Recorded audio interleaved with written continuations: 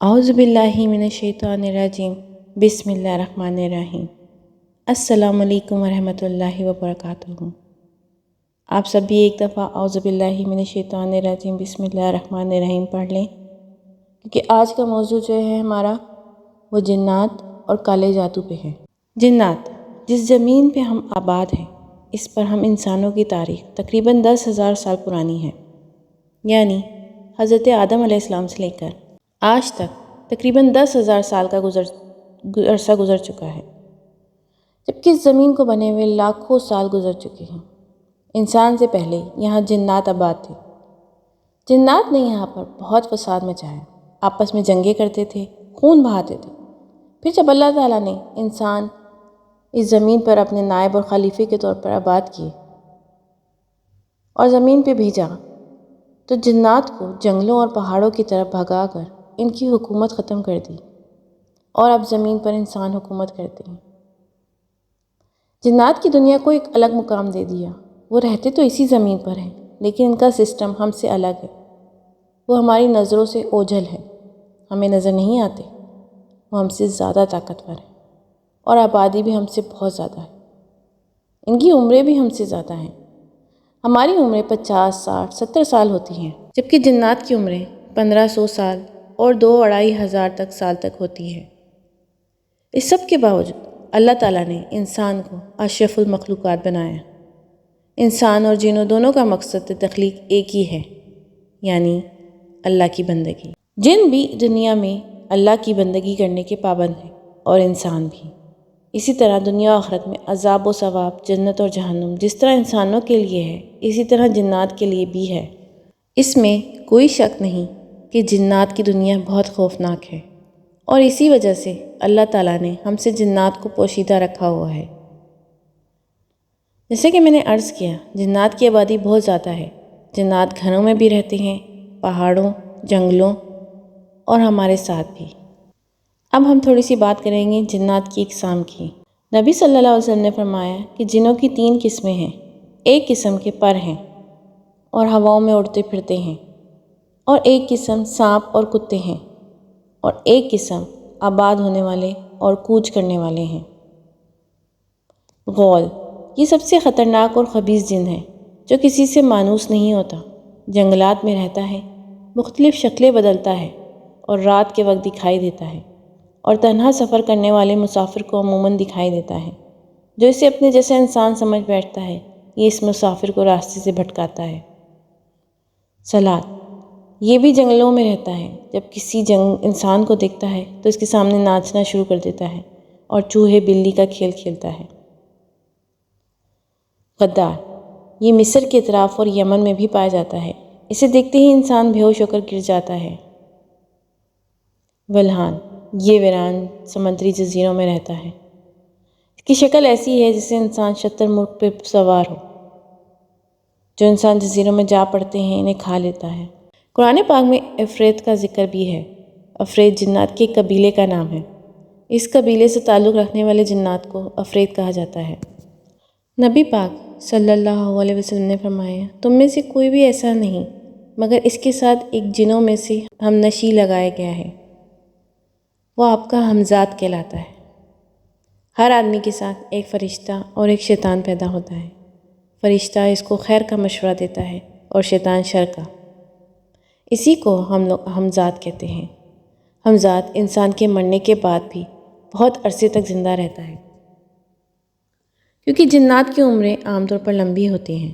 ہمزاد انسان کے مرنے کے بعد اس کی قبر پر ہی ڈیرا ڈال دیتا ہے اور کبھی جنوں کے گھروں کے ساتھ شامل ہو جاتا ہے۔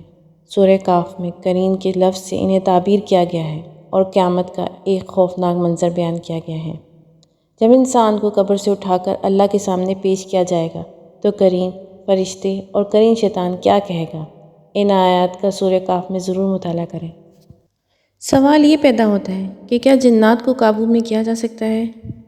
تو جنات تابع اور قابو نہیں ہوتے، لیکن جو انسان کا ہمزاد یعنی وہ جن جو ہر وقت انسان کے ساتھ ہوتا ہے، اس کے ساتھ لنک پیدا کرنے کے لیے بعض چلے کرتے ہیں، بلکہ بعض عملیات ہیں جن کے ذریعے بعض اوقات ہمزاد سے لنک پیدا ہو جاتا ہے، اور پھر اس ہمزاد کے ذریعے کچھ باتیں ادھر سے کچھ باتیں ادھر سے معلوم کر لی جاتی ہیں اور لوگوں کو بتائی جاتی ہیں، اور ایسی ہی شیطانی چلے کر کے وہ شیطانی کام کرواتے ہیں۔ اس طرح کے لنک اور دوستیاں پیدا کرنے کے لیے جن کی شریعت میں گنجائش نہیں بلکہ بعض اوقات کفر بھی کرنا پڑتا ہے، تب جا کر وہ شیطان جن خوش ہوتا ہے اور کچھ لنک قائم کر لیتا ہے۔ خاص طور پر 2 کام کرنے پڑتے ہیں، ایک انسانیت کی تذلیل، دوسرا دین کی توہین۔ یہ 2 کام کرنے کے بعد ہی شیطان جن کے ساتھ دوستی کا تعلق پیدا ہوتا ہے، اور پھر اس سے کام لینے کے لیے بار بار ایسے کام کرنے پڑتے ہیں۔ یہاں ایک اہم سوال پیدا ہوتا ہے، شیطان انسانیت کی تذلیل کیوں کروانا چاہتا ہے؟ تو دراصل بات یہ ہے کہ انسان اور شیطان کا جھگڑا شروع ہی سے پیدا ہوا تھا کہ اللہ نے فرمایا وَلَقَدْ كَرَّمْنَا بَنِي آدم، ہم نے بنی آدم کو فضیلت بخشی ہے۔ تو شیطان نے اس بات کو تسلیم کرنے سے انکار کر دیا اور کہا میں افضل ہوں کیونکہ انسان مٹی سے اور میں آگ سے بنا ہوں۔ چنانچہ آج بھی جو لوگ شیطان جن سے دوستی لگانا چاہتے ہیں وہ اس وقت تک دوستی کا تعلق پیدا نہیں کر سکتے جب تک اپنے آپ کو ذلیل نہ کریں۔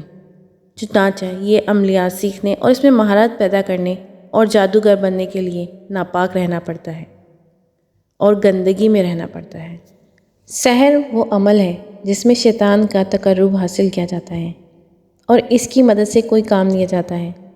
نظر بندی کو بھی سحر کہتے ہیں۔ ایک چیز کسی صورت پہ دکھائی دیتی ہے حالانکہ وہ اس کی اصلی صورت نہیں ہوتی، جیسے دور سے سراب پانی کی طرح دکھائی دیتا ہے، ایسے ہی کسی چیز کی کیفیت کے پلٹ دینے کو بھی سحر کہتے ہیں۔ کوئی شخص کسی بیمار کو تندرست کر دے یا کسی کی محبت کو بغض میں بدل دے تو کہتے ہیں اس نے اس پر سحر کر دیا۔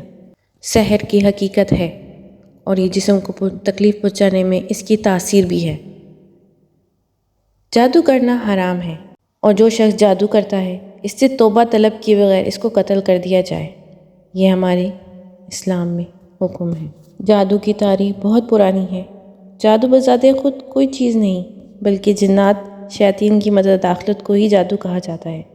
جیسے ہمیں جنات نظر نہیں آتے ایسے ہی جنات کے کام بھی ہم سے پوشیدہ ہیں۔ چنانچہ جنات شیطان کے ہی بتائے ہوئے کچھ کلمات جنتر منتر پڑھنے لکھنے یا کرنے سے کچھ کام جنات کر دیتے ہیں جن کا سبب ہمیں نظر نہیں آتا، کیونکہ اس کا سبب جنات کی مداخلت ہوتی ہے اور جنات ہم سے پوشیدہ ہیں۔ تاریخ میں جادو کا تذکرہ حضرت ابراہیم علیہ السلام کے دور میں بھی ملتا ہے۔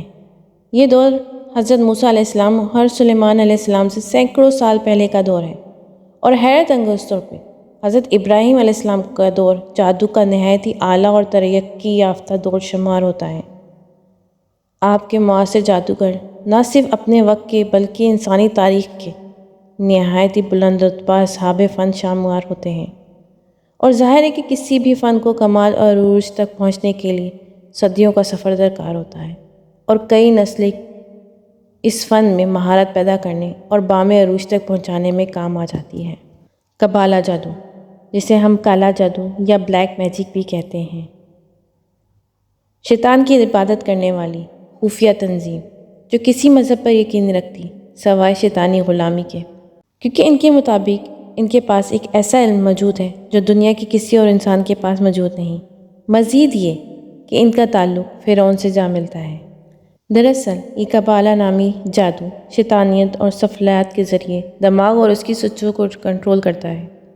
قبالہ جادو دنیا کا سب سے خطرناک جادو ہے، جس میں شیطان سے براہ راست ہم کلام ہوتے ہیں، اور شیطان انہیں دنیا کو گمراہ کرنے اور اس پہ حکمرانی کرنے کے نت نئے حربے سمجھاتا ہے، جس کو اپنا کر یہ لوگ دولت، شہرت اور حکمرانی کے خواب پورے کرنے کی کوشش کرتے ہیں۔